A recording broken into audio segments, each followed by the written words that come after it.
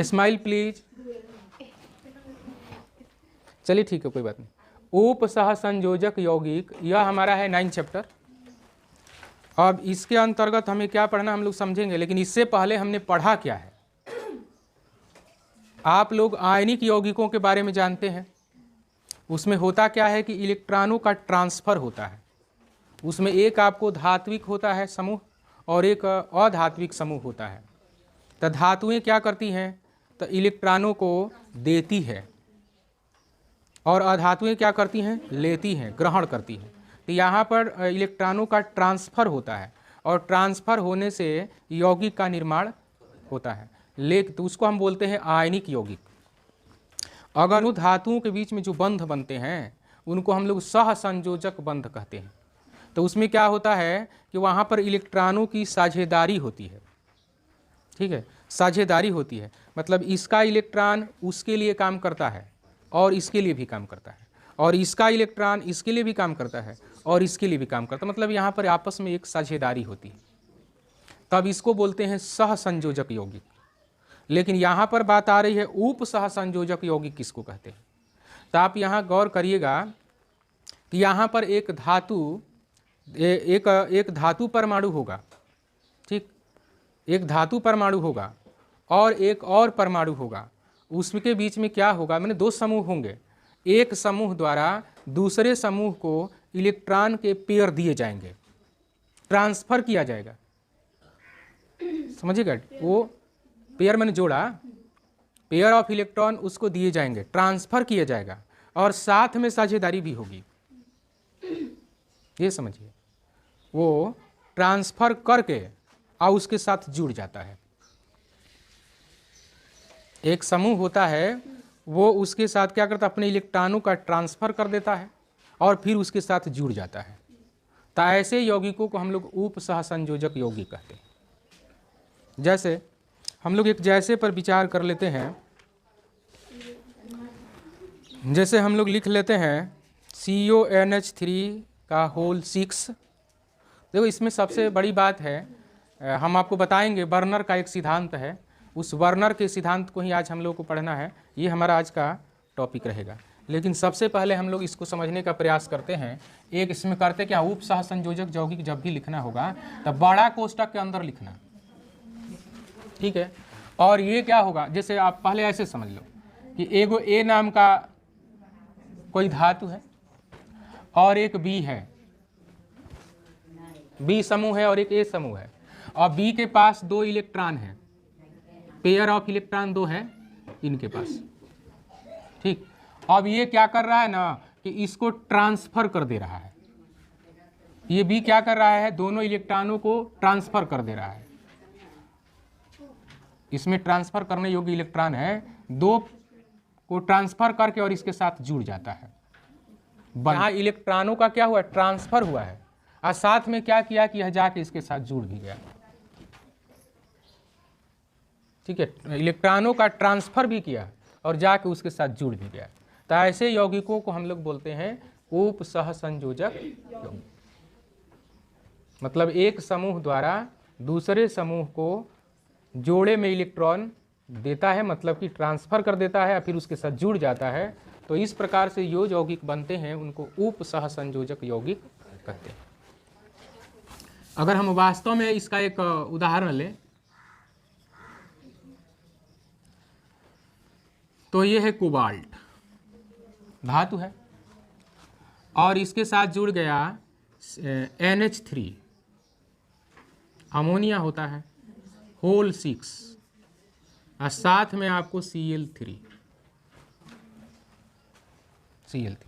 तो इस प्रकार का और इसके साथ जुड़ गया है। ठीक, 2 इलेक्ट्रॉन देकर क्या किया, जुड़ गया, तो ये यौगिक बना। इसको हम लोग कहते हैं उप सहसंयोजक यौगिक। इसके अलावा और भी इसके उदाहरण हो सकते हैं। K4 FeCN साइनाइड है 6, K4 FeCN 6। अब आप लोग सोच रहे होंगे कि इसका नाम उम क्या होगा, है ना। तो नाम आपको बाद में बताया जाएगा, क्योंकि थोड़ा सा इसका नाम टेढ़ा टेढ़ा होता है। कैसे नाम लिखा जाएगा ये चीज़ें हम लोगों को समझना है। जैसे याद होगा आप 10th क्लास में कार्बन और उसके यौगिक पढ़ रहे थे, तो वहाँ पर हम लोग नाम पकड़ रहे थे कैसे, IUPAC नाम के लिए हम लोग कुछ नियम का यूज़ कर रहे थे। तो उस प्रकार से यहाँ पर भी नामों का हम लोग सीखेंगे कैसे दिया जाएगा। अभी आप सीधा सीधा ये सीखिए, ये उपसहसंयोजक यौगिक हैं। अब मैं आपको यहाँ पर एक चीज़ समझा देता हूँ जो कि बड़ा आपके परीक्षा के लिए महत्वपूर्ण है। आज का टॉपिक भी यही है। देखो, सबसे पहले हम लिखते हैं वर्नर का सिद्धांत। हम लिखेंगे नहीं, हमको क्या करना है, हम नहीं लिखेंगे कि उपसहसंयोजक यौगिक किसे कहते हैं। बच्चे स्वयं लिखेंगे, क्योंकि मैं समझा दिया। क्या समझिए, हमने आपको परिभाषा समझाया कि एक समूह द्वारा युग्मित इलेक्ट्रॉन क्या किए जाते हैं, स्थानांतरित किए जाते हैं, और फिर वह जाकर उसके साथ जुड़ भी जाता है। तब इस प्रकार से बने यौगिक को हम लोग उपसहसंयोजक यौगिक कहते हैं। अब यहाँ वर्ग से पहले उन्होंने बताया कि उपसहसंयोजक यौगिक जो होते हैं वो बड़ा कोष्ठक के अंदर लिखे जाते हैं। पहली बात अपनी भाषा में लिखेंगे। वर्नर ने सबसे पहले बताया कि उपसहसंयोजक यौगिक जो होते हैं गुरु कोष्ठक माने बड़ा कोष्ठक के अंदर रखते हैं, और इस क्षेत्र को, जिस क्षेत्र में हम लोग रखने जा रहे हैं, इसको संकुल क्षेत्र कहा जाता है। संकुल यौगिक आपको बताए थे ना जी, बड़ बड़ यौगिक, कठिन जटिल यौगिक, वो संकुल यौगिक होता है। विक्रम में बहुत ज़्यादा देखो इसमें क्या क्या है, कोबाल्ट है, नाइट्रोजन है, हाइड्रोजन है, साथ में आपको क्लोरीन है ना। तो ये संकुल यौगिक कहलाते हैं, क्योंकि ये भारी भारी होते हैं, इसमें बहुत चीज़ें आती हैं, इसीलिए हम इसको संकुल यौगिक कहते हैं।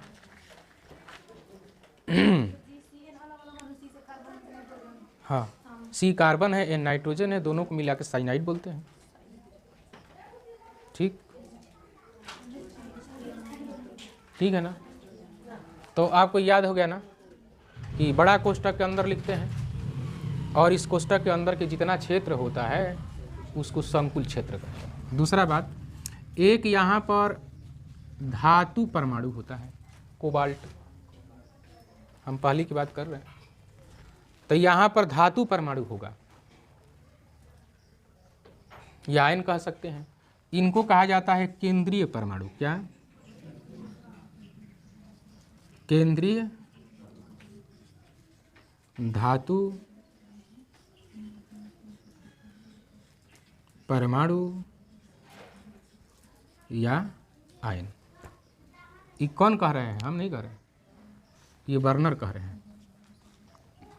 उसके बाद छोटा कोष्ठ होता है, फिक्स है, ठीक। आज छोटा कोष्ठक के अंदर में कुछ लिखा रहता है, जैसे यहाँ लिखा रहेगा NH3 भाषीन, कुछ होगा,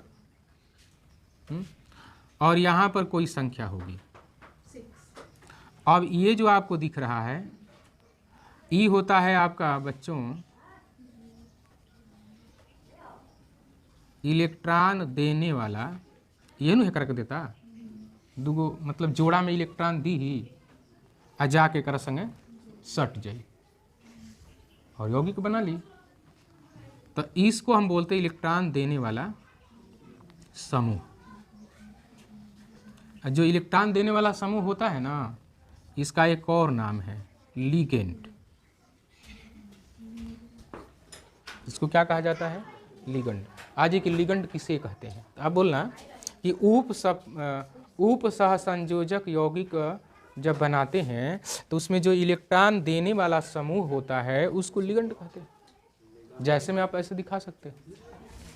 अब इसमें ठीक है ना, परिभाषा आप लिख लेंगे, लिगेंड किसे कहते हैं? तो उपसहसंयोजक यौगिक में वह समूह जो इलेक्ट्रॉन देता है उसे लिगेंड कहते हैं। क्या हो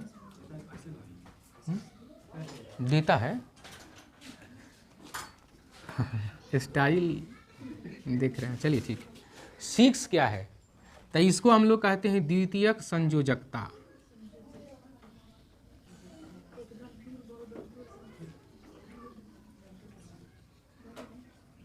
इसको कहते हैं द्वितीयक संयोजकता। इसी बात को हम लोग बोलते हैं उपसह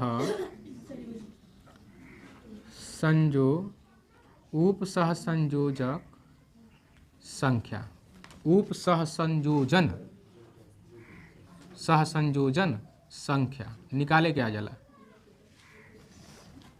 एक आपको उप सहसंयोजक यौगिक दे देगा और आपसे पूछ लेगा कि बताओ इसका द्वितीयक मतलब इसकी द्वितीयक संयोजकता क्या है, बताना। 6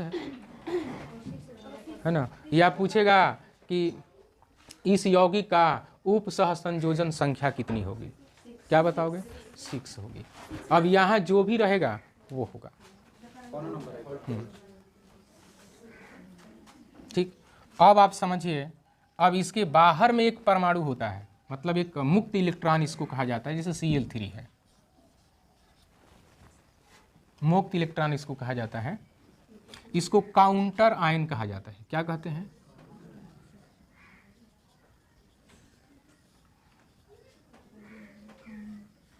काउंटर आयन के नाम से जाना जाता है। और जो ये आपको संख्या दिख रही है ना, ये प्राथमिक संयोजकता है।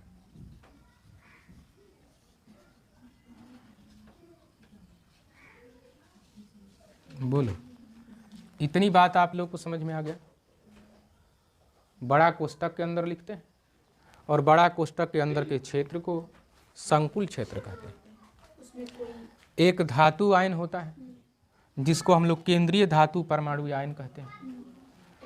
एक छोटा कोष्टक के अंदर में लिगंड होता है जो इलेक्ट्रॉन देने वाला समूह होता है ना। उसके जस्ट बाहर, छोटा कोष्टक के जस्ट बाहर एक संख्या होती है जिसको हम द्वितीयक संयोजकता या उप सहसंयोजन संख्या कहते हैं। बड़ा कोष्टक के जस्ट सटे हुए बगल में काउंटर आयन के नाम से कोई परमाणु होता है, या मुक्त इलेक्ट्रॉन भी कहा जाता है। और इसका जो अणु दिया रहता है, मतलब जो इसमें संख्या दिया गया होता है, जो संख्यांक दिया गया होता है, उसको हम लोग प्राथमिक संयोजकता कहते हैं। तो वर्नर का यही सिद्धांत है। हाँ, ये पूरा लिख देना है। आप लिख देंगे, कैसे लिखेंगे? तो आप लिखना कि वर्नर, देखो, वर्नर नामक वैज्ञानिक ने उप सहसंयोजक यौगिक से संबंधित एक सिद्धांत दिया जिसे वर्नर का सिद्धांत कहते हैं। यह इस सिद्धांत के अनुसार जो भी यौगिक होते हैं बड़ा कोष्टक के अंदर रखा जाता है और उस कोष्टक के अंदर के क्षेत्र को संकुल क्षेत्र कहते हैं। ठीक। उसमें एक केंद्रीय परमाणु आयन होता है, धातु आयन होता है, छोटा कोष्ठ उसके बाद लगा होता है, और उस छोटा कोष्टक के अंदर में लिगंड पाया जाता है जो इलेक्ट्रॉन देने वाला समूह होता है। अब उसके जस्ट बगल में एक संख्या लिखी होती है जो कि द्वितीयक संयोजकता या उप सहसंयोजन संख्या कहलाती है। बड़ा कोष्टक के जस्ट बगल में चाहे दिस साइड चाहे दिस साइड, इधर भी हो सकता है,